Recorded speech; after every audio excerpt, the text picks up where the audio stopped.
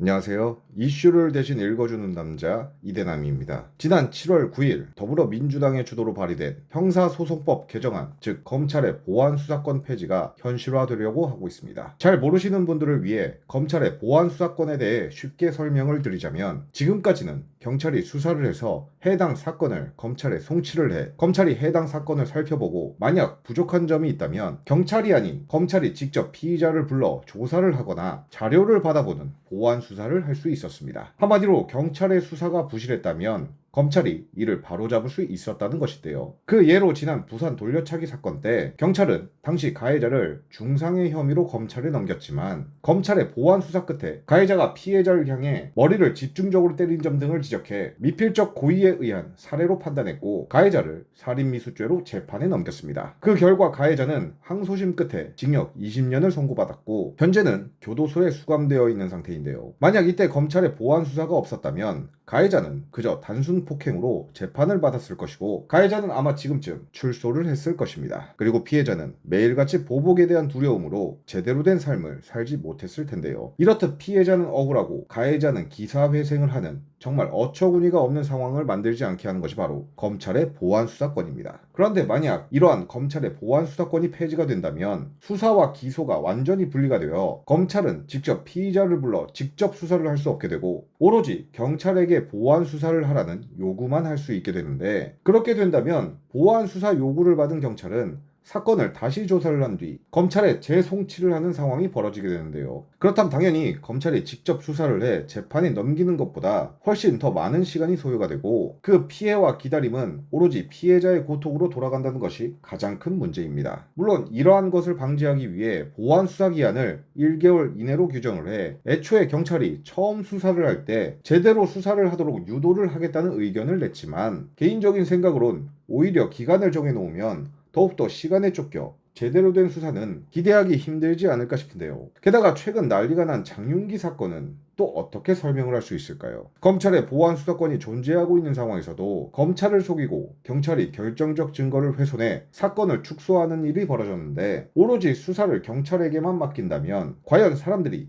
경찰의 조사를 신뢰할 수 있을까요? 저는 검찰의 보안 수사권이 폐지가 되면 사건의 축소나 부실 수사가 더 심해지면 심해졌지 지금보다 더 좋아지진 않을 것 같다고 생각합니다. 물론 반대로 검찰이 수사를 하지 못하는 상황이 된다면 검찰은 오로지 경찰의 수사 내용만을 가지고 기소를 해야 하는 상황이라, 검찰에겐 일방적으로 불리하고 경찰에겐 일방적으로 유리한 이런 법안을 굳이 이렇게 급하게 발의할 필요가 있을까라는 생각이 드는데요. 이에 대해 허지웅 씨는 이건 그간 민주당 강경파의 기행 중에서도 마지노선이라며 적었고, 보안 수사권 폐지보다 경찰의 역량 강화, 피해자 보호가 반드시 선행되어야 한다고 밝혔습니다. 그리고 마지막엔 지금도 수사 지연과 부실, 심지어 조작 의혹으로 인해 얼마나 많은 이의 삶이 망가지고 있느냐면서 시민의 생명과 안전은 민주당의 기니피그가 아니다라고 주장했는데요. 저도 이 주장에 동의하는 편이긴 한데, 사실 김수현 사건 때 증거와 자료가 그렇게 명확한데도 불구하고 경찰은 해당 사건을 1년을 넘게 끌고 오지 않았습니까? 게다가 피해자인 김수현 씨는 모든 활동을 중단하고 대중들에게 나서는 것을 조심해야 했습니다. 심지어 아무런 잘못을 하지 않았는데도 말이죠. 그런데 가로세로 연구소 김세희는 어땠습니까? 아주 당당히 방송을 하며 감옥에 있는 지금까지도 후원을 받으며 돈을 벌고 있지 않습니까? 게다가 돌려차기 사건의 피해자는 검찰의 보안 수사가 아니었다면 아마 가해자는 진작에 풀려나서 피해자를 위험에 빠뜨렸을 것이고, 심지어 가해자는